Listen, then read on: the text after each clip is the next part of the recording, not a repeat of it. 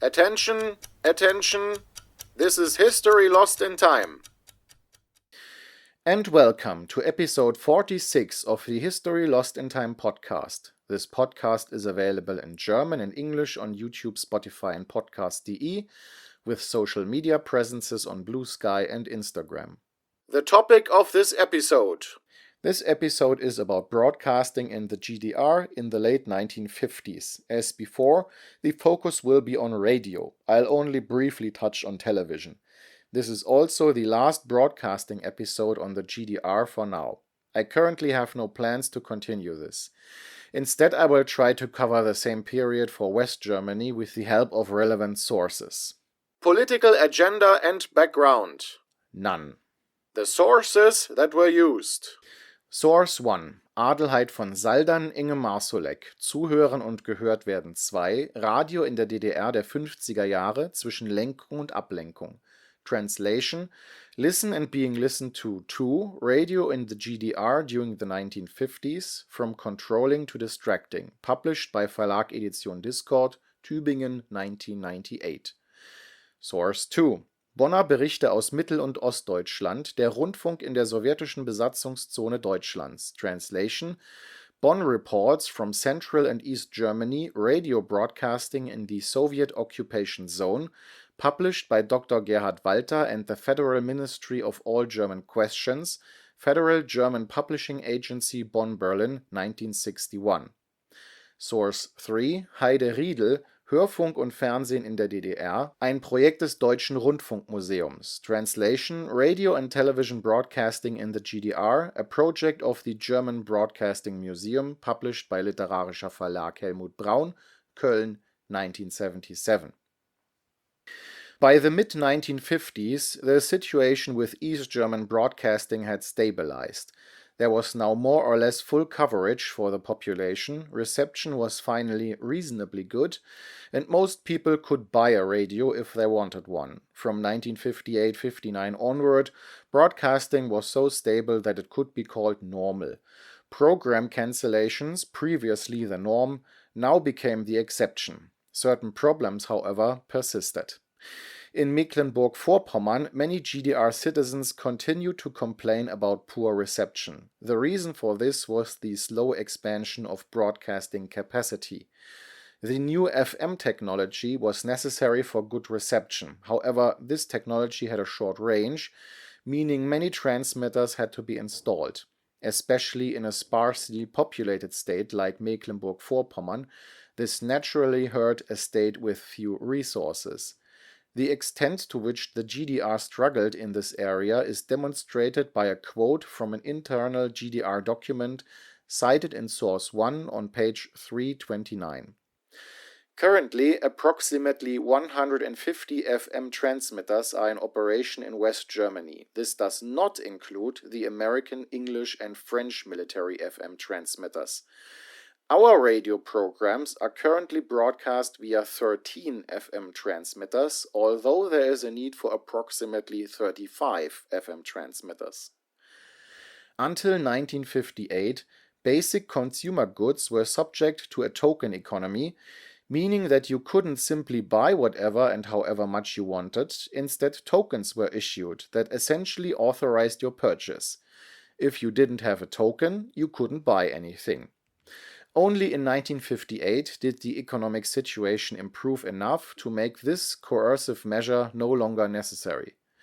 Source 1 states on page 272, until the early 1960s, it was not possible to guarantee an adequate supply of consumer goods such as radio sets. Radios underwent an internal and external transformation during this period, if you want to put it that way. On the one hand, transistor technology emerged in the mid-1950s, which was poised to replace tube technology. Tube radios had existed since the 1920s and had served their purpose well. However, tube radios regularly required replacement parts, new tubes in other words, and generated enormous heat, which is why they had to be very large to allow for air cooling. Transistor radios promised a more compact design and a much longer service life without repairs or replacement parts.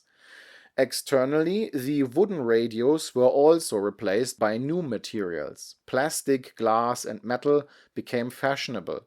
The radio once again looked less like a piece of furniture and more like a technical device. The use of plastic in particular was strongly encouraged in the GDR, partly to support the domestic chemical industry and partly out of pride in this domestic industry. Source 1 states on page 285, towards the end of the 1950s, plastic came onto the market as a material for radio cases. With the program for the development of the chemical industry in the GDR adopted in 1958 at the Leuna Works, plastics incessantly penetrated daily life and shaped the character of such everyday objects as the radio. The use of plastic and elastic materials in radio construction thus supported the industry and further differentiated it from the wooden-cased radios of the Weimar and National Socialist eras, even though there had already been a plastic version of the Volksempfänger at that time, namely the bakelite version. However, wooden cases had dominated and they continued to be produced in small series in the GDR. Plastic cases, however, were cheaper. Nevertheless, economic problems persisted, as this quote from page 276 in Source 1 shows. The aesthetics of the appliances should not obscure the fact that the general standard of living of the GDR population was increasingly falling behind that of its West German neighbors. It was not without reason that the 7-year plan adopted in 1959 advocated the adjustment of consumer goods supplies to the West German standard. It should be understood as a clear reaction to the unsatisfactory supply situation with durable consumer goods compared to the West at the end of the 1950s. What happened next in terms of programming for GDR broadcasting? As heard in episode 42, there were significant improvements in the entertainment sector after June 17, 1953. GDR broadcasting also responded to changes in the general political climate that occurred in the mid-1950s. These included the death of Joseph Stalin in March 1953, the 20th Party Congress of the Soviet Communist Party in 1956, at which de-Stalinization was decided, and the 5th Party Congress of the SED in 1958. Cultural conferences and the Bitterfeld Way of 1959 accompanied these major events. Nevertheless, the fundamental stance of media policy remained unchanged, as this quote from page 133 in Source 1 demonstrates. The practice of control and broadcasting during this period was characterized by planning guidelines, control and sanctioning of employees, all of which pursued the goal of enforcing the absolute power of the party and state leadership. This applied not only to the institution of broadcasting, but also to its employees, both in their professional and private lives. And Source 2 says on page 191, the goal of all broadcasts was and is to find the best way to encourage the listener to political action and participation. The listener should perceive what they hear as a guideline, as a command. Despite a certain détente in the Eastern Bloc, the Cold War remained very active and the GDR was slowly bleeding dry due to the refugee movement. Only with the construction of the wall in 1961 did the country stabilize, which also eased the situation in broadcasting somewhat. Old problems were slowly addressed, but they persisted. As late as 1955, 2.4% of all broadcasting employees were former Nazi Party members, as the radio services simply couldn't function without them. Only in the 1957 personnel report was there an admission that up to that point the primary consideration for personnel recruitment had been background and ideology. Now it was a matter of properly qualifying the people. Mind you, at that point GDR broadcasting had already been on the air for 12 years. The old discussions were never truly resolved, even in terms of content. In 1956, some of the improvements from 1953 were rolled back, and the ideological reins were tightened. This led to more interruptions due to so-called extraordinary events, much to the annoyance of GDR listeners. Source 2 on page 79 lists the following examples of extraordinary events: ahead of time plan fulfillment, company resolutions, farmers' voluntary commitments, fundraising campaigns, demonstrations by the National Front, politically useful activities around the world and especially in the Federal Republic. There were countless reasons to interrupt the regular program and broadcast communist propaganda instead. Everyone can now decide for themselves whether they would consider an interruption of their favorite program or favorite music by such announcements to be a good or bad thing. In 1958, the musical directorate of the GDR wrote the following, which can be read in source 1 on page 148. Our radio must structure its music programming in such a way that instructive and educational programs must simultaneously be entertaining, and entertainment programs must equally have an educational effect. The GDR faced significant problems, especially with music broadcasts in the late 1950s. Western music was rejected, but there was hardly a dedicated music scene for light entertainment. This had to be organized and stimulated first. But popular entertainers who also fit the strict guidelines of the SED leadership didn't fall from the sky that easily. Source 3 states on page 52, the offering of new light music from the GDR reached a maximum of 200 minutes per month. But things got even more difficult. Source 2 states on page 88, on January 18, 1958, the Law Gazette No. 4, 1958, published a regulation on the programming of light and dance music. From February 1, 1958, at every public performance, 60% of the works performed had to be by composers from the GDR, the Soviet Union, and the other socialist countries. Thus, the GDR produced only a small amount of new music per month on its own. At the same time, however, it was forced to fill 60% of its music programs with Eastern Bloc music, and constant repetition didn't suit the tastes of GDR listeners. Without these socialist countries, this couldn't work out. However, cooperation with other socialist countries was less pronounced than one might assume. It seems likely that the Second World War, which was still very close at hand, and the extreme Stalinization of the SED were the main reasons for this. Especially when it came to music, Eastern European socialist countries were apparently less reserved.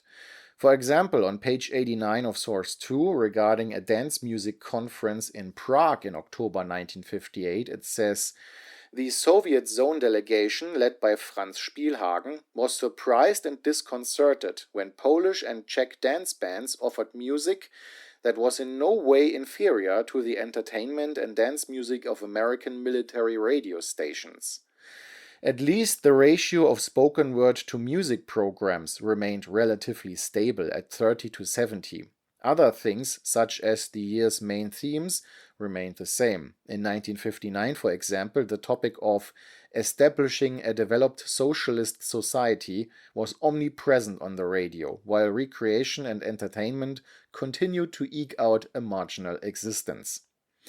Source 1 states on page 300 and 301, the following introductory statement to a policy paper on music policy from 1958 reveals how little role the listener's wishes and needs ultimately played in broadcasting.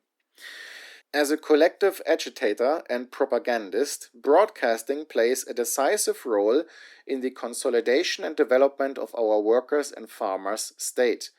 The basis and starting point of the all-encompassing activities of the German democratic broadcasting is Marxism-Leninism. This means the construction of socialism is first and foremost an education of the people. Broadcasting primarily fulfills this task with daily broadcast series in which political and economic problems are presented and explained to the diverse audience.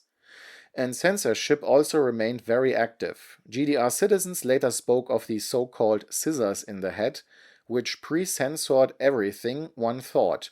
This self-censorship aimed to ensure only positive things were said about the state and the party. And this was sometimes exaggerated to the point of grotesqueness. One example for this is, believe it or not, the weather forecast for May 1st, 1956, broadcast on the radio. Since communist countries always held parades on May 1st, good weather was ideal. Unfortunately, rain was forecast for that day. But no one dared to admit it in the weather forecast. Accordingly, the population expected good weather and was then unpleasantly surprised by the rain. For this grotesque self-censorship, the radio even received a reprimand from the Ministry of the Interior.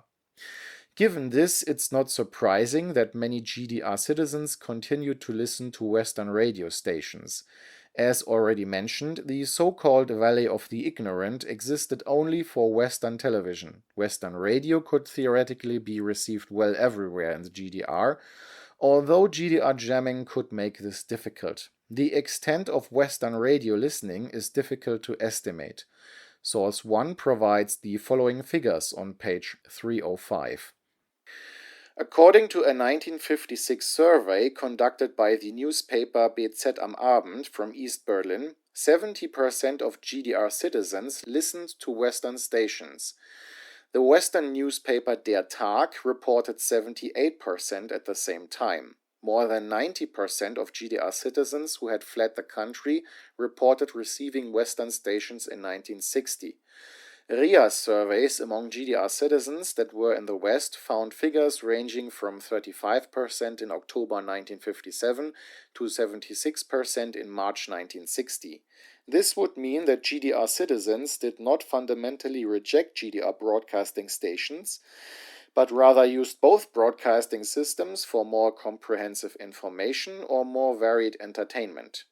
Source 2 cites the following figures on the same topic on page 187.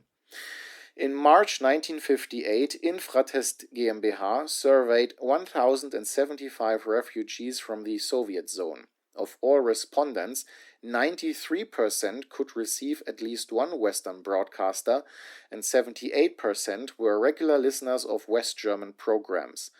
Listeners of Western broadcasters preferred in order NDR, WDR, RIAS, SFB, Bayerischer Rundfunk, and BBC. In the morning hours, the East German population listened to their own stations because reception was easier. The reason for listening to Western broadcasters was, for about 70%, an interest in political information, and for about 30% an interest in good entertainment programs. The GDR refugees particularly liked the following things about Western broadcasts: topicality, warmth, cheerfulness, freedom of expression, objectivity, openness, diversity, and truth. Internally, the GDR was naturally also interested in such opinion polls. Therefore, an Office for Opinion Polls was established, which conducted its first survey in 1956. The results, however, were devastating.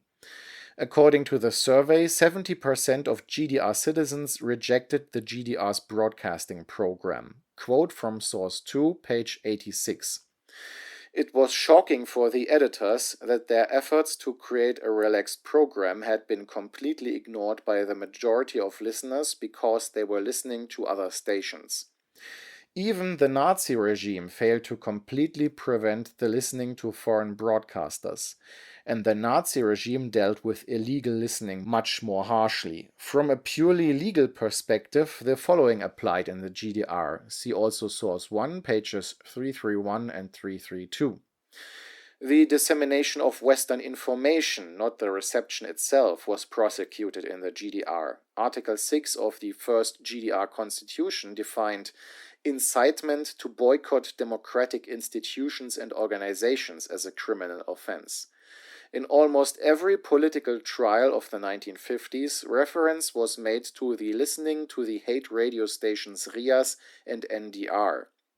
Listening to Western broadcasts wasn't forbidden per se. However, one wasn't allowed to talk about what one had heard. Furthermore, one had to listen alone. Source 2 on page 188 states, listening together in the family or at a pub was already considered disseminating Western news. Conviction could result in several years in prison. At least the morning program was considered relatively good from 1955 onward. Quote, source 1, page 343. Turning on the radio in the morning became an everyday routine. A verbal survey conducted in 1956 showed that the morning radio was listened to by almost everyone until 7 or 8 a.m. Thus, in terms of absolute reach, it had become the primary morning medium. However, listeners did not consciously and exclusively turn to the medium, but rather valued it as an acoustic companion during their morning activities. The fact that the audience demanded shorter news at shorter intervals shows that they wanted to be informed at a glance. Other surveys showed a reach of just under 50%, which is still pretty good. This also reflects a shift in media consumption. Radio was slowly becoming a secondary medium, something that was no longer just consciously listened to, but played in the background. Music, light entertainment, and short bursts of information are suitable for a secondary medium. Long ideological programs, on the other hand, fall on deaf ears. From 1955 onwards, some satire was also permitted in the GDR, but only within very narrow limits. I would like to cite 3 examples of program content from source 2. Page 151 begins with the children's radio program. A prime example of operational radio work for children was the Teco campaign in the summer of 1957. A character named Teco, who told the children exciting and adventurous stories, suddenly disappeared from the radio station. All children in the Soviet occupation zone were called upon to search for him in a mass manhunt. He appeared in various villages and towns in a People's Army vehicle and dressed as a robot. The children were to report any observations to the Teco headquarters in the radio station. Suddenly, the Teco headquarters stopped working. It could only be repaired with the Techotron 73, but this required several thousand tons of non-ferrous metal. From then on, there was a double competition, the search for Teco and the collection of scrap. In a week-long campaign, non-ferrous metals, which the Soviet occupation zone urgently needed, was collected with the help of the game. The GDR Children's Radio announced the status of the collection daily. I have to admit I feel ambivalent when reading this example. On the one hand, a country must be in pretty bad shape if it sends millions of children across the country hunting for non-ferrous scrap. On the other hand, one has to admit that this was cleverly done. Instead of launching a conventional appeal for non-ferrous scrap, millions of children were motivated to work of their own free will with the help of an entertainment program. Or what I suspect is more likely, to annoy their parents to carry out the collection. Somehow sad, but cleverly done. Less playful, but no less effective, was a similar campaign on youth radio, mentioned in source 2 on page 152. In the summer of 1958, a similar project began on youth radio, Operation Blitz. All young people, especially those in the youth organization FDJ, were called upon to locate hidden material reserves in factories. Operation Blitz had 3 tasks. 1. Identifying unused material reserves that were to be used in mass consumer goods production. 2. Identifying underutilized machines and tools. And 3. Collecting paper, scrap, non-ferrous metals, and bottles. Operation Blitz was just one example of operational youth radio work. The youth radio broadcasts on Radio GDR almost always contained political missions. And in the third example in source 2 on page 162, you can see how these kinds of political mandates were incorporated into adult entertainment programs. There were no entertainment programs just for the sake of entertainment. Horst Lehn therefore received great praise after an event entitled How Are You, How Are You?, at the beginning of which he asked all households to turn off a 60-watt light bulb. This was supposed to save 35 million watts, which the Pisteritz nitrogen plant received.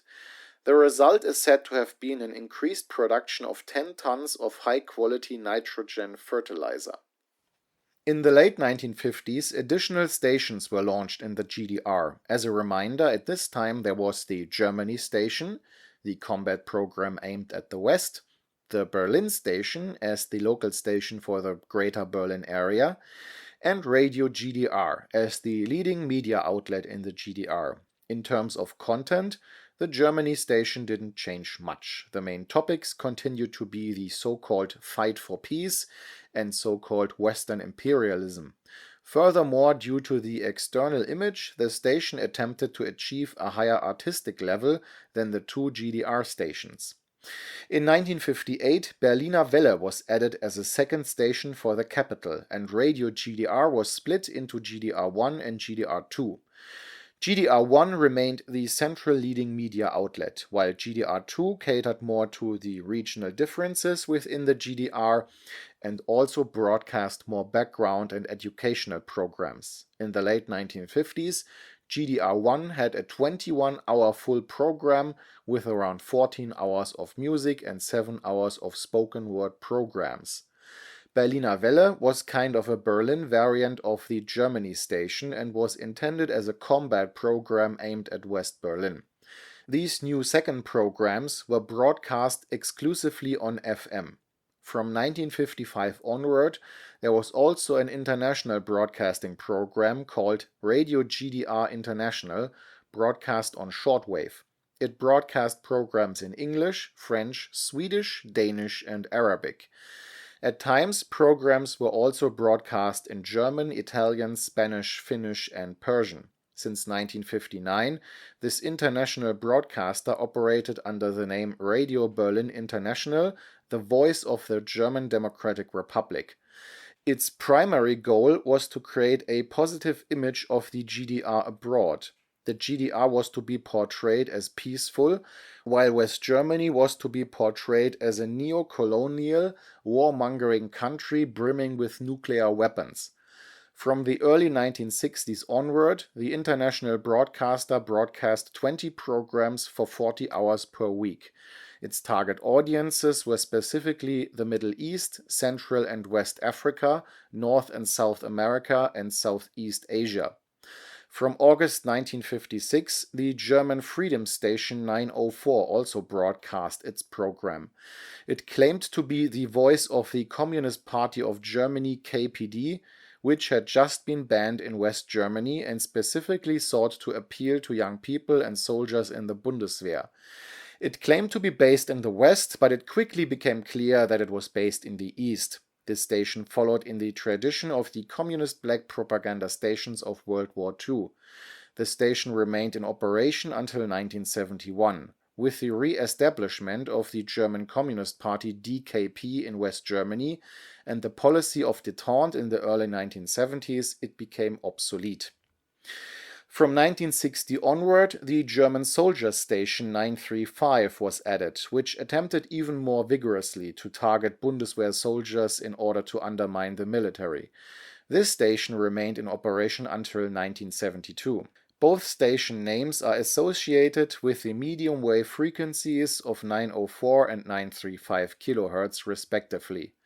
In 1960, the GDR used 19 medium wave frequencies, 1 long wave, 3 short wave, and 21 FM frequencies. But by the end of the 1950s, the golden era of radio was slowly coming to an end. With FM technology, audio quality improved significantly, but television increasingly competed with radio. There's no point in time where one can say from this point on television became the leading medium, but since 1960 television had been the new hot thing, while radio was more established. In 1959, only about 10% of the GDR's population was able to watch television, but that number grew rapidly. This shift can be seen in the number of registered radio sets. The peak was reached in 1957 with 5.2 million sets. After that, the number declined slightly, while the number of televisions increased. Presumably, some households had to forego one in favor of the other. The largest single item on the GDR television schedule in 1961 was Current Affairs, with a 21% share. This was followed by cultural programs, entertainment, children's and youth programs, sports, and foreign films, with shares between 11 and 15%. The news program Aktuelle Kamera had a fixed broadcast slot from 7:30 p.m. to 8 p.m. This allowed West Germans living near the border to watch the ZDF Heute news program at 7 p.m. beforehand, or the ARD Tagesschau at 8 p.m. afterward for comparison purposes. One of those who successfully transitioned from radio to television was Karl Eduard von Schnitzler, who hosted the East German television program The Black Channel. Here he constantly attacked West Germany and tried to convince the GDR population that the Western state system was evil and inhumane. However, von Schnitzler's decades-long omnipresence led to a certain oversaturation among East German viewers over time. As the GDR population also realized that the GDR self-portrayal on television was inaccurate, von Schnitzler lost trust. He was nicknamed Sudelede and Karl Eduard von Schnie because it supposedly took so long for people to turn off the television once his show started. Two small details at the end. The technical responsibility for the radio and television broadcasting systems lay with the German Post Office of the GDR. Incidentally, there was also a broadcasting fee in the GDR, just as there was before in the Weimar Republic and the Third Reich. And yes, even today. So broadcasting fees have always existed in every political system in Germany. In connection with GDR radio, some of you may have come across the term radio correspondent. What does it mean? Radio correspondents were unskilled employees who were supposed to send reports to the editorial offices in simple language. Most of these reports, however, were unusable. The editorial offices were frustrated with them, and the radio correspondents were just as frustrated when they realized their work wasn't paying off. With the help of radio correspondents, however, the distance between the broadcaster and the listeners was to be reduced. Another measure to this end was Radio Day, which, however, wasn't held in the broadcasting buildings for security reasons. In my opinion, not exactly a confidence-building measure. A few finishing words.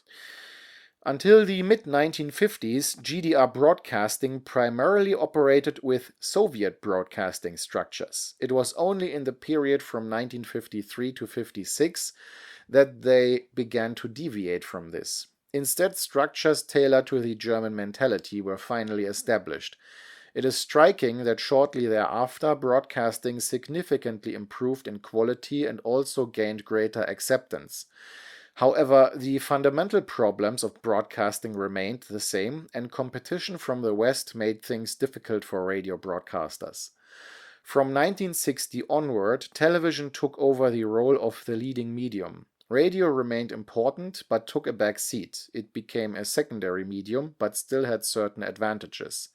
1. It broadcast a full program, while television still had long broadcast breaks.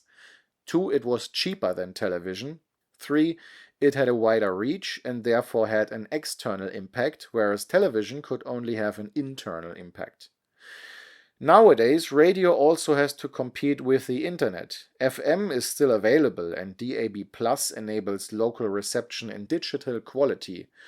While long wave, medium wave and short wave hardly play a role in Germany anymore, even if there is still plenty to receive after sunset, radio continues to play a major role in less developed countries, even on these frequencies. After all, a single powerful medium wave transmitter can cover a vast area. And if you listen carefully, you can still receive foreign stations from countries like China and North Korea on shortwave at night, just like during the Cold War. So radio is still here and will likely remain for a long time, even if its form will continue to change. The next radio episode will be about West German radio from 1945 onwards. I can't say yet when I'll be ready. Thank you. This was History Lost in Time.